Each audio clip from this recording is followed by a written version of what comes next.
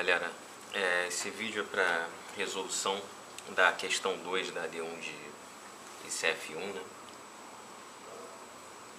Essa questão 2 ela é a questão de formação de imagens em espelhos esféricos, né?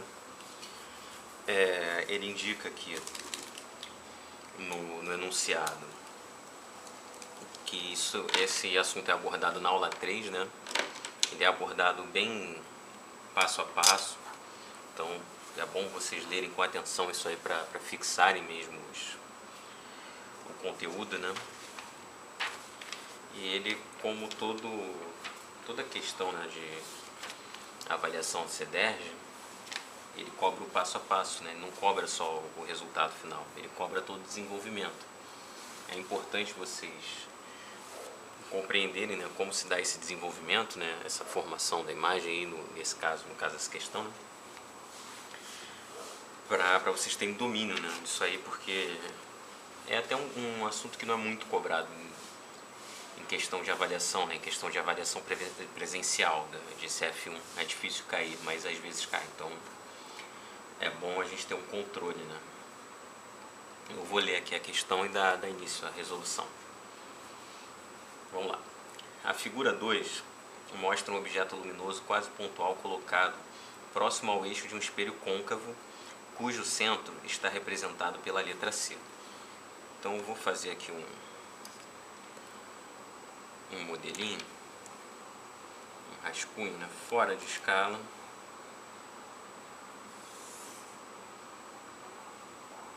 Mas que pode nos ajudar aí a entender a questão. Então vamos lá, aqui a gente tem o nosso espelho,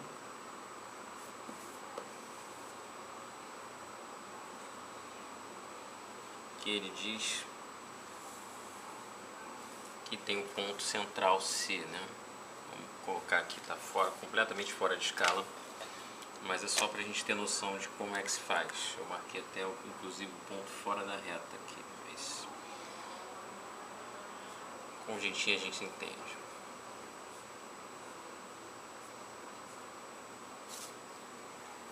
Vou fazer um ponto maior aqui, que aí ele entra para onde a gente quer. Aí ele fala: considere como escala que cada quadradinho tem 2 por 2 centímetros.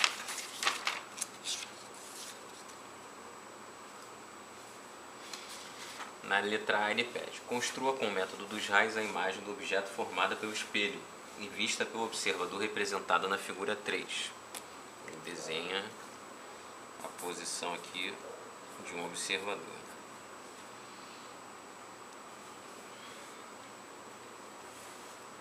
Para auxiliá-lo, siga os seguintes passos. Primeiro, trace o raio saindo do objeto e indo até o vértice do espelho. Então ele coloca um objeto um pouco acima aqui do centro, e ele pede aqui um raio que siga do objeto até o vértice.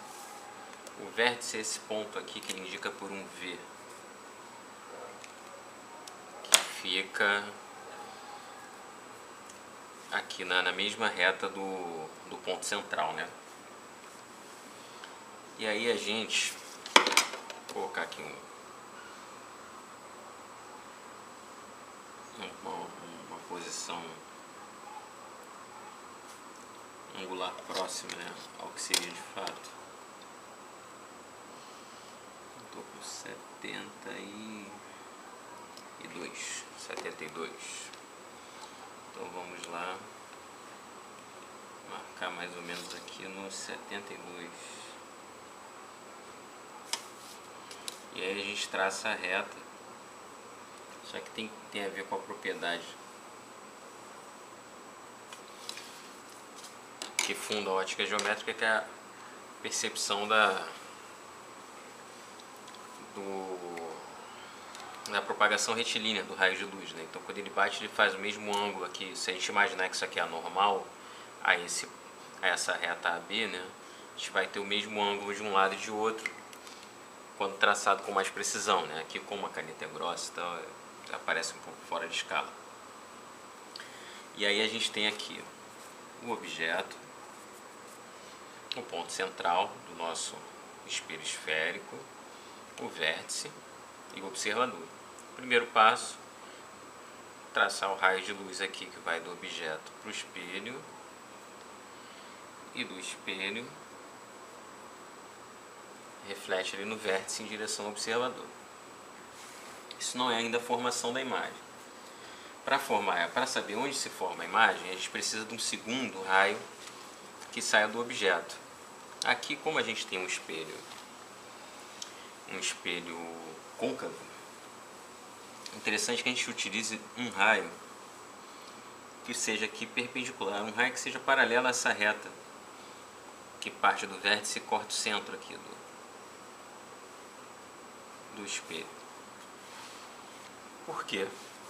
Porque essa propriedade do espelho convexo, do espelho côncavo, desculpa, o raio aqui quando propagar em linha, quando emitido em linha reta, quando ele refletir, ele vai passar obrigatoriamente pelo ponto de foco do espelho.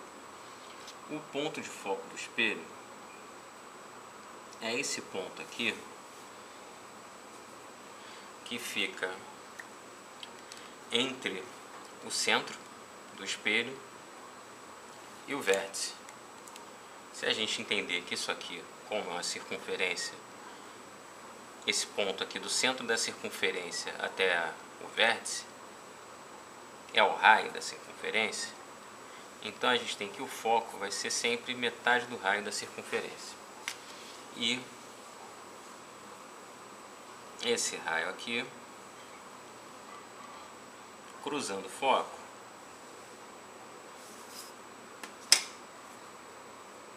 ele vai cortar o raio que reflete pelo vértice. Esse ponto aqui de encontro dos dois vai ser a formação da imagem. Então o que o observador vê como reflexo é isso aqui, é esse ponto aqui. A imagem aqui, no caso, é um ponto, poderia ser um conjunto maior de pontos, e a gente achar as reflexões aqui desses vários pontos para montar uma outra imagem. Ia ser um polígono aqui, a gente refletir esse polígono, a gente consegue fazer isso por esse método. E aí é justamente isso que ele pede aqui no item A, é você achar esse cruzamento entre a reta que passa no vértice e a reta aqui do raio de luz que passa pelo foco do espelho côncavo. E aí ele vai perguntar no item B se essa imagem formada ela é uma imagem real ou virtual. Qual o conceito envolvido aí? No fenômeno da reflexão, vou desenhar aqui outros modelos de espelho. No espelho plano, é mais fácil da gente perceber isso, que é aquela experiência, né? Eu coloco aqui um determinado objeto aqui, um frasco de perfume. Esse frasco de perfume, ele reflete aqui no espelho para um observador que está olhando daqui. Para esse observador, o frasco ele vai estar refletido, na verdade, dentro do espelho. Ele vai estar aqui a 2 vezes a distância original dele, né? Essa imagem aqui virtual. Ele vai ter essa distância dele para o espelho e lá a distância vai se repetir, né? Então aqui a gente vai ter a formação de uma imagem chamada virtual. No espelho convexo, a coisa é mais ou menos da mesma forma. A imagem formada ela nunca é refletida desse lado do espelho, ela é sempre desse lado. Então o que a gente tem?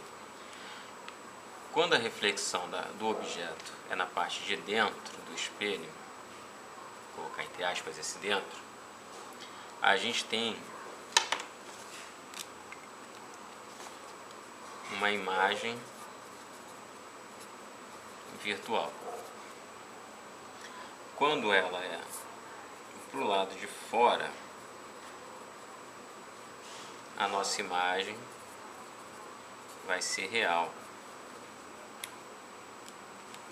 Aqui no nosso caso, o que acontece? A reflexão é para o lado de fora do espelho. Então, nesse caso, a nossa imagem é real. E ele pede aqui para justificar. É uma propriedade dos espelhos côncavos que eles só apresentem imagens virtuais quando essa imagem está muito próxima do espelho. Quando essa imagem está entre o foco e o vértice. Só nesse tipo de formação de imagem é que a gente vai ter ela pelo prolongamento dos raios, né? Passando aqui, atravessando esse eixo AB aqui que ele marca, vindo aqui para o campo da imagem virtual.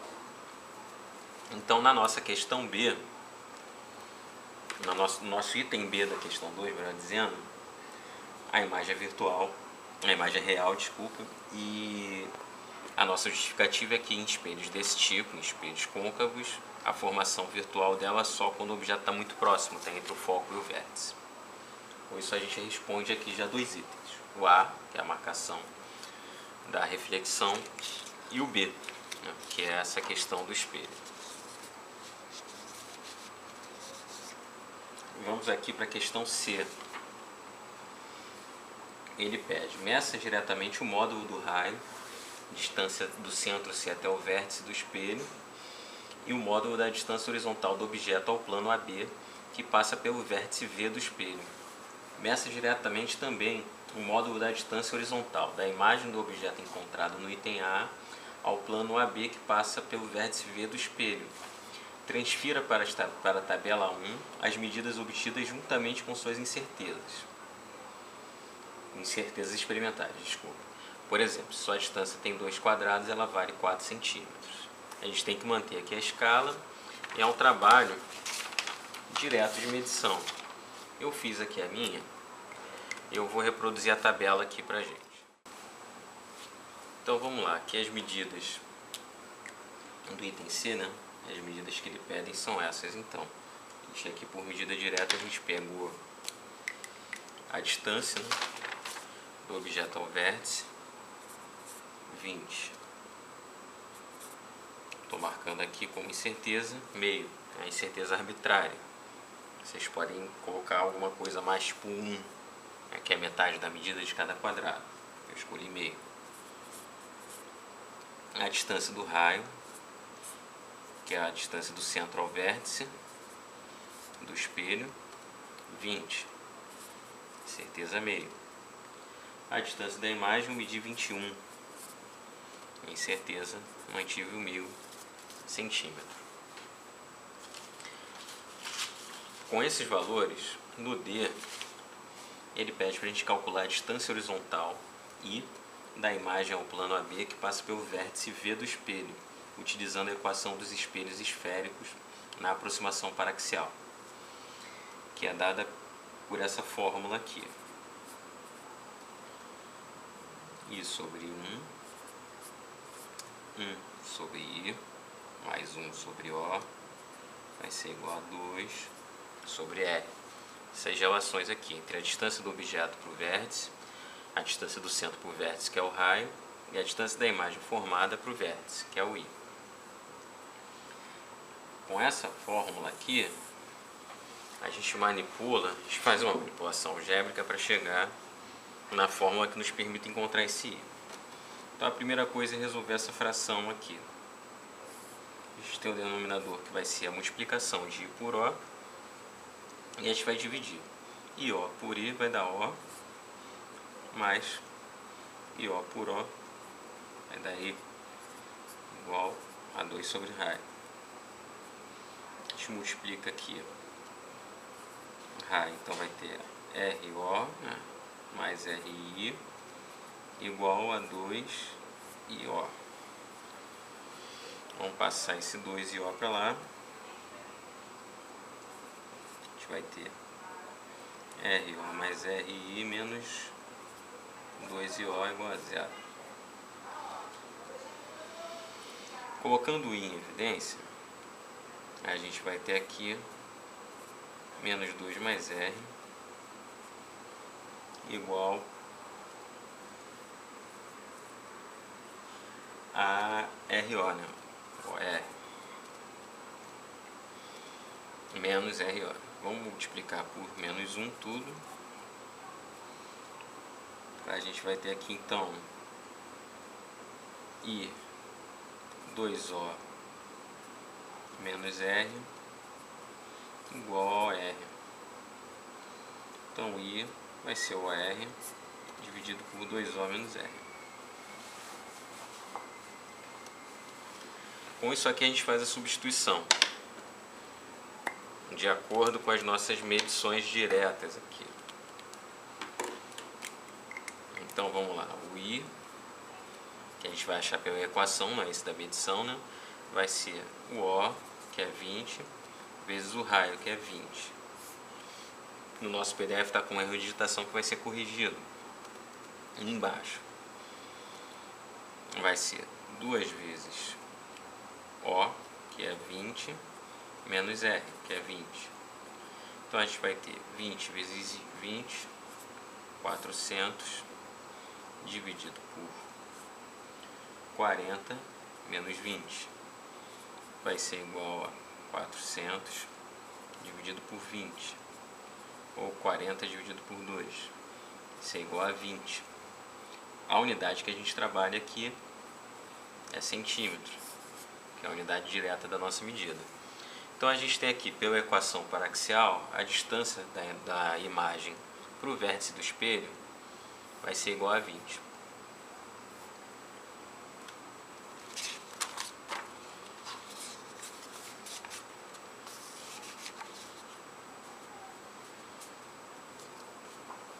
Na questão E, ele vai também usar as nossas medidas aqui de incerteza para a gente achar a incerteza da equação, que vai ser aqui dzinho de I igual a I ao quadrado, raiz de 4,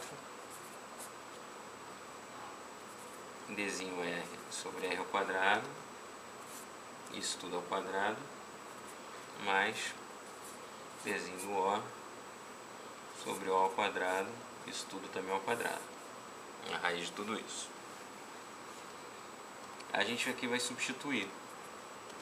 Vamos ter 20, que é a nossa imagem encontrada na equação, elevado ao quadrado, vezes a raiz de 4, a incerteza do raio, que é meio, que a gente definiu como meio, sobre 20 ao quadrado, tudo isso ao quadrado, mais a incerteza da distância do objeto ao vértice, que é meio, sobre o quadrado da distância do objeto ao vértice, que também vai ser 20 ao quadrado.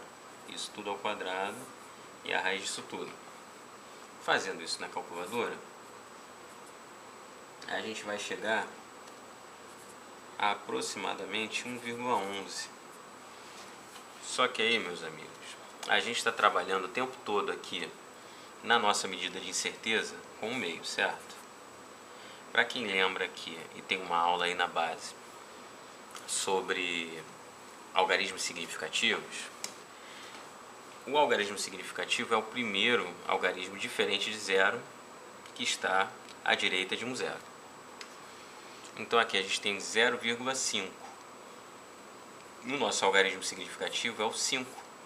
E a nossa incerteza tem um algarismo significativo. Isso significa dizer que esse resultado de 1,11, embora ele expresse o resultado aproximado dessa conta, ele ainda tem que ser arredondado para um algarismo significativo. Antes do 1 aqui é como se tivesse o zero, seria como se fosse 0,111. Então o primeiro algarismo significativo é esse 1 aqui, da casa da unidade. Só que ele tem que ser arredondado, porque depois dele ainda tem mais número, né? Como no nosso caso aqui a gente tem o número 1, que é menor do que 5, a gente vai arredondar mantendo o nosso índice. Então, a nossa incerteza encontrada pela equação é igual a 1 centímetro. A nossa medida da equação é igual a 20 centímetros. Pela equação paraxial, a distância da imagem formada em relação ao vértice. Ele pede que isso seja levado para a tabela 2. Então ali é só preencher, né, com isso aqui, com esses dados que a gente colocou. E aí vai ter a letra G. Na letra G, ele pergunta: existe interseção entre as faixas de valores para o módulo de I obtidas com os dados das tabelas 1 e 2? Raios paraxiais são aqueles que formam imagens cuja distância ao plano AB, que passa pelo vértice V do espelho, é dada pela equação dos raios paraxiais. Os raios que você desenhou para formar a imagem do objeto no item A são paraxiais? Justifique a resposta. Aqui é uma questão de teoria dos conjuntos. A gente tem um conjunto aqui que a gente chama de FA2, que vai ser a faixa de números obtidas aqui por nossa equação paraxial. O número aqui da incerteza, ele é mais ou menos 1, né? A gente tem a medida 20, a incerteza é mais ou menos 1 centímetro. Isso significa dizer que esse 20 é a faixa central.